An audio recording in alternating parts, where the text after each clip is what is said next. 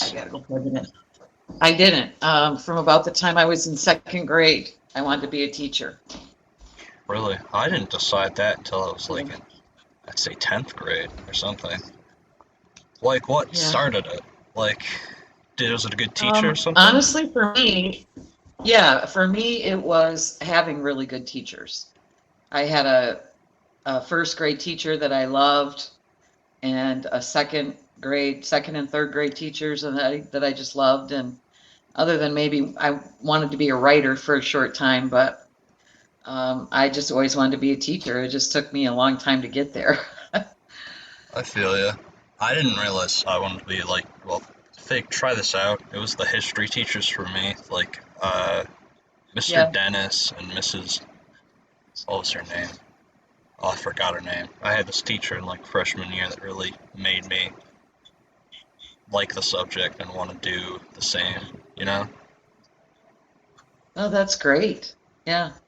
Yeah, I think that's what inspires most people is having a good teacher. So hmm that's what it was for me. Okay, so like, is there any like trouble spots in your teaching career that you were like, I don't want to do this anymore? Or what kept you on track or wanting to be a teacher? Well, that's a great question. A lot of people are really struggling right now. hmm Um, I think everybody's glad to be back, but this past year and a half has really changed education, and a lot of people are struggling. But I I can't honestly say there was ever a time I wanted to quit. Never? Ah, Um, I had a stretch there where I didn't feel confident when I didn't feel like I was a very good teacher. hmm Um, but you know, you go into the classroom every day and you start over and you do the best you can. And I don't know, once I started teaching English 12, I was probably in my early 40s, around the time I hit 40. I think that I just all of a sudden gained some confidence and um, yeah, I don't know. I never thought about quitting. There were days that I wanted to walk out the door, Oh yeah. but it was never a situation where I thought, you know, oh, I can't go back and I can't do that anymore. I've never had that, but I know a lot of people right now are really struggling. Um, but to kind of answer your question, like I guess what after a bad day, what kept me going was just there was always some point in your day that was good. There was always a class Yeah. that you connected with or liked, and usually it was just honestly, a lot of times when you have bad days, it's not the kids, it's all the other stuff. It's dealing with the administration, it's dealing with, um, paperwork, meetings, wanting things to be better. That's my biggest struggle. I want things to be better, and they don't often happen quick enough for um, my impatience, I guess. I want Mount Pleasant High School to be a better place. And when other people don't have my vision, I get frustrated. So Yeah. that's the struggles that I've had over the years. That if I would say I ever had a time when I struggled, that was it. So, And that continues. yeah, I can only imagine what you guys went through during COVID. I know for the Yeah. teachers, mostly it was horrible, scrambling to learn all this new stuff while trying to get Right, kids to right. participate and everything's so Yeah, that uncertain. was the challenging part. Yeah, the technology was, once you got the hang of it, it was good. That was a good experience. Finding new ways to reach out to kids and to connect. But like that class I had you in, I mean, there were 4 or 5 of you that were awesome and made that whole experience worth it. But there were 15 kids in that class, There The were others a good didn't 7 or 8 talk. that, Yeah. yeah, never did it, never did anything. So that's frustrating and that's tough. Yeah. So So, if you could start over from like your teaching career, what would you do like differently, like in the beginning? Ah, good question. Um, I would ask for help more. I think teaching can be kind of an isolating profession. I Yeah. mean, that sounds crazy because there's 1,100 people in that building, um, and you're pretty much virtually never alone. But it's you go in your room and you um, shut the door, and you're kind of on your own. And I think I was so afraid that people would find out that maybe I didn't know what I was doing, and that I was afraid to ask for help, and I wish I had asked for help sooner. If I were to start over, that's one of the things I would do for sure. And I would be a little bit more strict about the rules, I guess. I'm a little bit of a soft touch. I let kids get away with probably more than what they should. Um, so I would be a little stricter in my early years. Yeah. That's when I struggled, keeping classroom management. I struggled with that early on. I still do some days, but now that I'm old, nobody really gives me too much of a hard time. But yeah, teaching isn't necessarily a very collaborative job, and that's what I would do different. Be more collaborative. I feel you. I know teachers like have to go to that, what's it called? Professional development. I've only heard people Yep. complain about it. Yep, professional development. Well, and people complain about it because it's often not helpful. Sometimes a lot of people that um, put these professional development things together, they don't teach in a classroom. So if it's So, something that's relevant, if it's something that you feel like you can implement in your classroom or something that will help you, most teachers don't complain about it. But really, we're there to teach kids, so we'd rather be with kids, you yeah. know. To spend a whole day outside of our classroom isn't what we want. It's like the most exciting aspect of teaching, just watching the kids grow and watching them learn and stuff. Absolutely. Yeah. That's why you stay in it. I Oh, mean, yeah.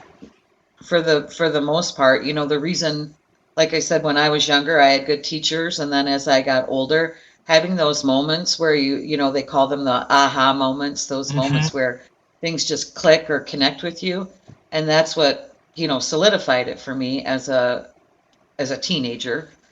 Um, and that's all you want to do. That's what you want to give back. That's the reason everybody teaches, I think. So to share those moments, to give that to a kid, to help them connect with the world, for sure. That's why you keep doing it every day. So, like, when you first start out, like, I don't know how long you've been teaching, but, like, what were, like, the hardest things to deal with or get used to, or the challenges in these early days? Well, the challenges are that kids change about every 5 to 6 years. You deal with different challenges, different struggles. When I first started, it was a pretty traditional place. Kids sat down and did their work, and had respect for teachers, and a lot of parents, still respected the profession, and you could call home and parents would, oftentimes fix the behavior. But then I remember the first time I noticed like kids just putting their heads down and sleeping in class, and or not turning in work. And that was probably, gosh, I want to say 15 years ago at least. This is my 25th year. Oh, what So, what was it like seeing um, cell phones and stuff slowly be yeah, incorporated in? that's been interesting because, that also changes. When that first started, it was um, it was texting, right? Hmm. And so you have to bust kids for texting. And after a while, you figured out, well, they were texting their parents. And then it changed to the social media stuff. And then it's, And yeah, it then, just and now, evolved. now it's like kids, you see kids watching movies in class, or obviously playing games. Yeah, A lot of kids, a lot of my 10th graders right now are always playing a game when they have 5 minutes, for transitioning or something. yeah. I guess that's the biggest challenge, like their It's like, attention spans are so short now that you have to constantly keep them engaged. And that's tough when it's easy to do with seniors because you can try and really apply things to life or to what's going on in their life. You know what? When you get to be in 12th grade, you're really hungry for that knowledge. Like yeah, what's life like outside of here? And so you can sell a lot of that stuff by just saying like, hey, this is something you're going to have to do, or this is something you have to learn. But for 10th grade, they still don't see that big picture. And to them, it's still just a boring English class. So that's a little harder, to try and keep things moving interesting. and yeah, and interesting. I can Exactly. only imagine what it's like to teach freshmen these days. Yeah, I know. Because I remember myself back as a freshman, but we didn't have as much technology and social media, I'd say, four Right. years ago, I guess. I know it's crazy, It's isn't just, it? yeah, it's getting more crazy. That's what I've noticed. Yeah. And one of the things I think that helps is by using more technology in the classroom, letting them use their phones a little bit. But a thing that I've noticed in the last 2 or 3 years is as much as you guys are on your phones, you don't really know how to use them. Like That's like fair. how to Google things and how to look something up or how to use it. I mean, kids still really fall back on doing a PowerPoint presentation and I don't know, like there's so many cool creative things out there, but yet you all fall back on just what you know, which is what you oftentimes accuse old people of doing. So, That is actually a pretty good observation. Huh. hey, I got a couple of them. Okay, so to ensure like student success, how do you develop relationships with your students and their families and stuff? Or good working relationships? Well, I'll tell you something. For me, it's easy. That's all I care about is the relationship. You're not going to get a kid to do anything unless they care about you, and you show them that you care about them. It's easy in English because they write so much for me that I get to know them a lot through their writing. Um, we talk about stories and we share ideas and share their thoughts and I share about myself as much as I think that they want to know. I Yeah. try to set that up right from the beginning, and I try to use humor. You never really saw me in the classroom, but Yeah, didn't I get like that to, chance. it's easy to, and this is like they're going to tell you in your classes not to do this, but you mentioned Mr. Dennis is one of your favorite teachers. Yeah. Um, I use humor and sarcasm a lot. You can usually pretty much tell after the first few days of a class who's the kid that is, doesn't mind being picked on, doesn't mind being called out a little bit. And I'll use that kid to kind of establish, like I'll make a joke about that kid. And then once everybody laughs, then they see you in a little different light once you use humor to Hmm. try and bring things in. And then, I try to do it in a fun and playful way so that kid knows I'm not like literally picking on him. But I mean, Mr. Dennis is huge on that. Oh, Mr. Like he's Dennis used always to. calling kids names and Mr. like Dennis used to call me idiot in class when I corrected his PowerPoint yeah, presentations. right. And how did that make you feel? Dude, that was funny. I love that. Just Exactly. In exactly, a way, yeah. it was kind of a badge of honor in his class if he called you a name Hmm. and called you out. You knew he liked you, right? Yeah. He kills me. The stuff he says in his classroom, I can't believe he can get away with that. But like I said, I do that as well, just on a little milder scale, I guess. And you just have to be real with them. That's the biggest thing. I mean, they they know when you don't know what you're talking about. Kids know they can sense that when you're not comfortable. Um, yeah, you just got to be real with them, and like I said, and have fun. Try to make it fun. Yeah. They know also when you don't care about something. It's hard to teach something that you don't like or that you don't care about or you aren't invested in yourself. And if you have passion for what you do, if you enjoy it, if you like reading this story or telling, or teaching writing or history, it's easy to teach. Your enthusiasm comes through. Okay. Sorry. You're fine. So, like, how do you know when you're successful with student learning?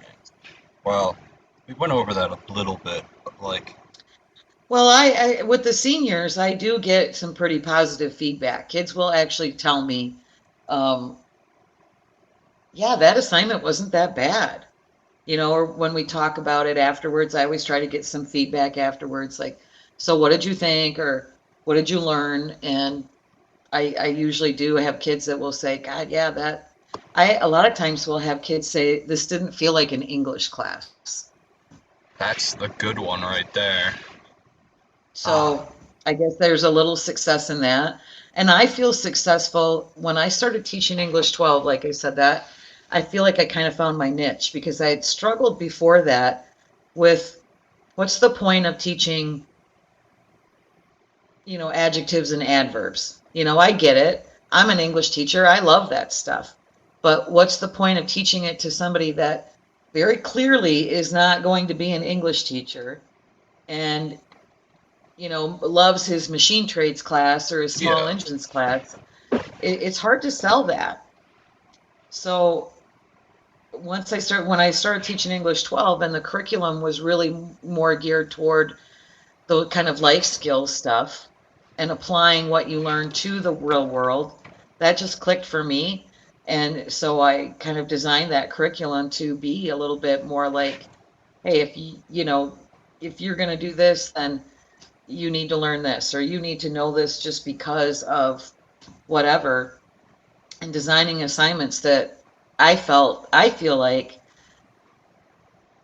teach you something about the world, then that's when I felt successful. And when I got the feedback from kids that they enjoyed that and appreciated that. My exam at the end of the trimester is like, tell me what you learned, tell me what you Oh thought. yeah, I remember Um, that. yeah. So I usually get good feedback from that, and I know I'm successful. But just in the day to day, it's when kids engage. It's when they do the assignment. When you have that conversation afterwards or during an assignment, and you get that, like I said, that, and they're engaged, they're answering you, Hmm. you're having a discussion, it's working. Okay. Do you ever have to like work after school? Well, that's a stupid question, actually. Do you ever have to like work after school or work with other teachers or staff during your lessons, and how is that important? Well, like I said, one of the things that I wish I had done earlier was collaborate, and it's one of the things now that I thrive on. A couple of weeks ago was trying to put together something. I'm teaching AP Lit this year. Mr. Oh. Shinborn, yeah, Mr. Oh Shinborn yeah, Mr. resigned. Shinborn went to Claire, right? Yeah, he resigned a week before school started. Wow.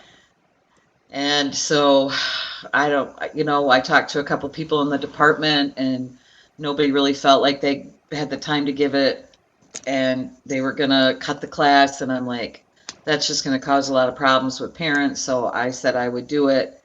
And I've been struggling a little bit. I'm out of my comfort zone. Yeah. And so I was putting together a lesson a couple weeks ago on a Sunday, and I called up Mr. Stutzman. I'm like, hey, you got a minute to talk? I need to work this through with somebody. So now I almost can't do something new without collaborating. That's something I kind of thrive on. I need that feedback from somebody. I need to talk it through. So I'm involved in a lot of things outside of outside of the classroom, um, I am active in the teachers union.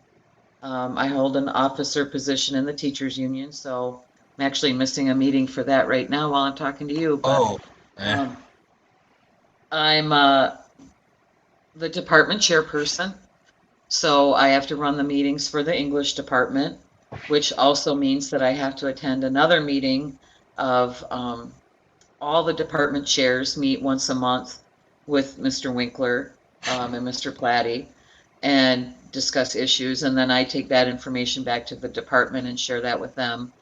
So, I mean, over the years, and of course with Yearbook, um, I go to a lot of events because of Yearbook. So I spend a fairly significant time outside of the classroom doing things that are collaborative and do working with other teachers in those, like I said, in the union work and then as the department coordinator. Um, yeah. All right, Yeah. and finally, um, so what advice would you give to uh, aspiring teacher in the early stage trying to figure this out, or to a classroom full of them? Because that's where this will be shown in the final Yeah, product. I would tell you that it's obviously, and people always say, well, you don't do it for the money. You know what? I don't make bad money. Once you get to a certain point, it's a livable income. You know, starting out, it's tough, um, but it's a good profession. I'm proud of what I do. I feel super proud of being a part of a community where I've been able to, I run into people that I've taught every day. I have their kids now. I'm that old. Oh, Um, it's a good life. It really is. There's not too many jobs where every year you kind of get a do-over. You know, every fall you get to start over. You get to start fresh. So if you made mistakes the year before, you get to, try and fix them. And really every day can be like that. You know, teachers say that a lot. Every day's a new day. You know, if you had a bad day the day before, if a kid, you know, you try not to hold that over and you start fresh every day. But I'll tell you what, I laugh every day. And that's my standard line. Whether it's with them or at them, I laugh every day, and that's a pretty great job. You know what I mean? yeah, Um, it's nice to have the breaks that we have. I will admit that. A lot of people, say, "Oh, I just did it I want my summers off," but you can't be a teacher and do it just because you want the summer off. I mean, you'll burn out, you'll die, you know. yeah. But if you love a subject matter like history or English or science or math, and and if you were inspired by a teacher, like you're never going to be disappointed about going into it, giving something back. It's kind of the ultimate job in terms of that, giving something back to, and it's the future, right? You make such an impact. It really is. People, you say that and you think it's just a cliche, but you really are Really making a are. difference in those kids' lives. You know, you may be the only person that was nice to that kid that day. You know, if they've got a crappy home life. It means a lot to a lot of people. I know when I was little, I didn't grow up in the best place, but coming to school and having nice teachers was a good refuge and stuff. Yeah, it was a place where you could go and feel safe. I remember that. I had a good family, but when I was in high school and I was, a brat and hated my parents and thought they were stupid, I Yeah, mean, all I wanted to do was go to school.